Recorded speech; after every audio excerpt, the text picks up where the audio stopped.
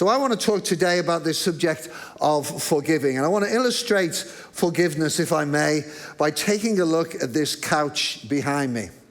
All of you have probably got in your homes some kind of couch, settee, call it what you will.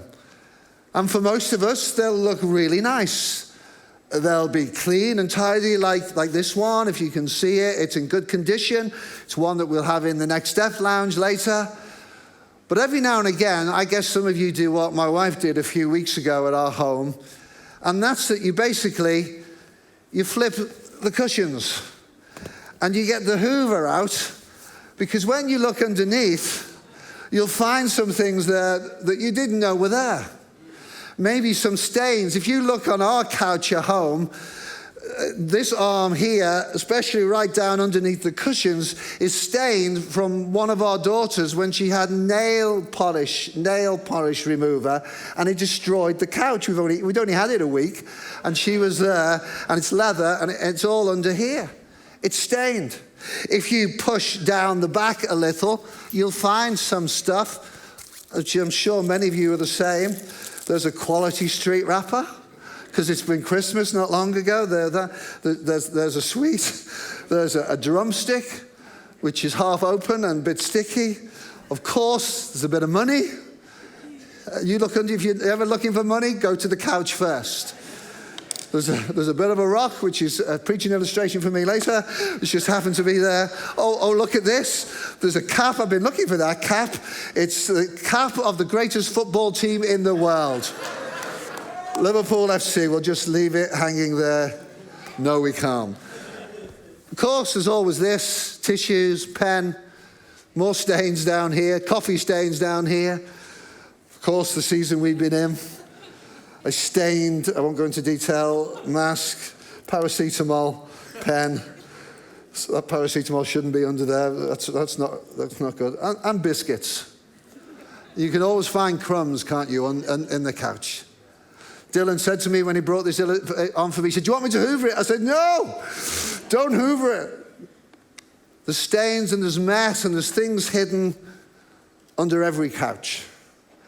And our lives are a lot like that couch. We've all got stuff that we're not proud of.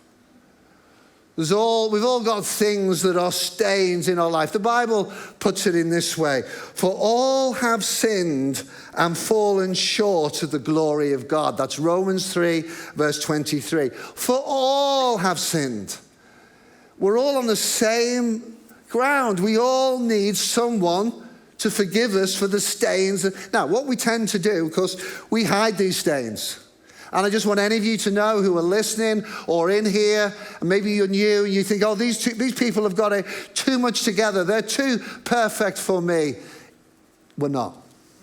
We're all sinners. I don't like the term sinners saved by grace, though I understand it. I prefer to say I'm a saint who was a sinner who's saved by grace, because my identity is in my sainthoodness, which is the way the Bible describes Christians, by the way.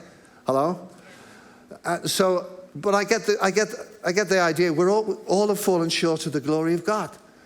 You go to funerals, don't you? And you hear these, oh, they led a good life and they'll be fine. They're in a better place. Are they?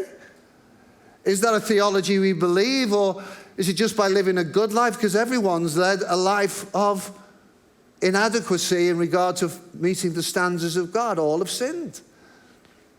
You say, well, that doesn't sound like good news. It's great news, because there was one Savior for all the sinners. If there wasn't a Savior, it would be bad news. But because there's a Savior, it's a good news. This is what we were, but this is what we can be. And this is what we are by the grace of God. Let me read another verse, Romans 3, verse 10. It just says this: there is no one righteous, not even one. No one was good enough except Jesus Christ. That's why we preach him and him crucified. That's our message. That's who we serve, and that's who we've sung about. Don't you tell me he can't do it.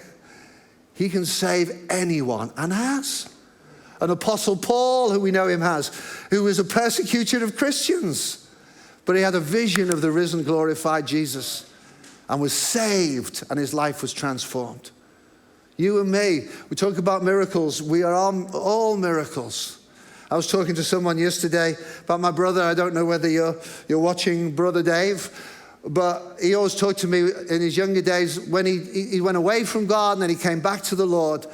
And now when anyone else becomes a Christian, he's used the phrase to me a number of times, I feel like I'm getting born again. And he cries with these tears sometimes.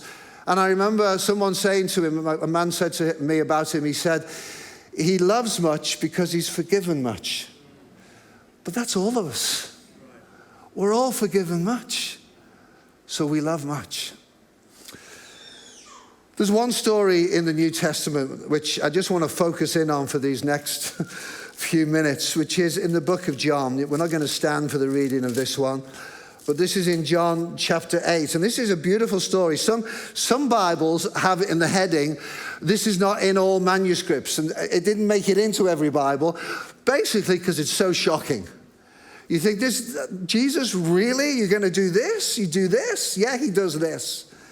And it's a story about a woman who's actually caught in adultery. So this is John chapter 8, verse 1. I'm going to read a little bit of it and then make some statements about it. It says this, but Jesus went to the Mount of Olives. At dawn, he appeared again in the temple courts where all the people gathered around him, and he sat down to teach them. The teachers of the law and the Pharisees brought in a woman caught in adultery. They made her stand before the group. Now, let me just pause there. Don't you think as soon as you read that, but where's the man? In case you don't know, we won't go into the detail of this, but to commit adultery takes two. But there's no guy here. But they bring out this woman, says she's been caught in the act of adultery. Again, this is detail the Bible doesn't give us, but my guess is she's naked. So she's standing before her accusers, and they're saying, look, we caught her. She's naked, standing there in front of all these men. And they say to Jesus, they're going to trap him. They're going to try and trap him. If you enjoyed this video today, why don't you click subscribe and click on that notification bell to get a notification the next time we upload a video. And if you're new or you've been coming to the C3 Church for a little while now, why don't you find out what your next step might be in the journey of faith? Click on the next step link in the description below to find out what your next step in your journey might be.